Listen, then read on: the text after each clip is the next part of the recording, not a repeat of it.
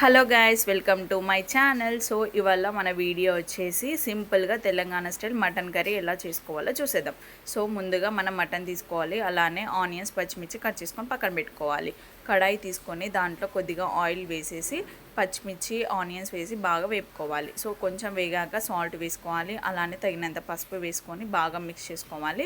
ఇప్పుడు తగినంత అల్లం వెల్లుల్లి పేస్ట్ వేసుకోవాలి. అది కొంచెం వేగాక మనం ముందే కడిగి పెట్టుకున్న మటన్ కూడా వేసుకొని బాగా మిక్స్ చేసుకోవాలి. మిక్స్ చేసుకొని 4 to 5 minutes సిమ్లో మనం మూత పెట్టేసి ఉడకపెట్టించుకోవాలి. సో అలా 2 to 3 times మనకి కింద అంటుకోకుండా ఓకే కలుపుకోవాలన్నమాట. సో కలుపుకున్నాక నీచు వాసన రాకుండా అలానే గ్రేవీ లాగా కావాలనుకుంటే ఒక 2 టమాటాలను తీసుకొని సన్నగా కట్ చేసి దాంట్లో వేసుకోవాలన్నమాట. సో టమాటాలు కూడా ఉడికాక మనం ఇప్పుడు కారం వేసుకుంటున్నాం తగినంత. వీలైతే కొన్ని వాటర్ కూడా పోసుకొని ఉడకబెట్టుకోవాలి. సో మటన్ ఉడకాలంటే కొన్ని వాటర్ కంపల్సరీ పోయాలి అన్నమాట మనం కర్రీలో. సో సిమ్లో మీడియం టు స్లో ఫ్లేమ్లో పెట్టుకొని ఉడకబెట్టుకోవాలి. సో ఇప్పుడు మనం తగినంత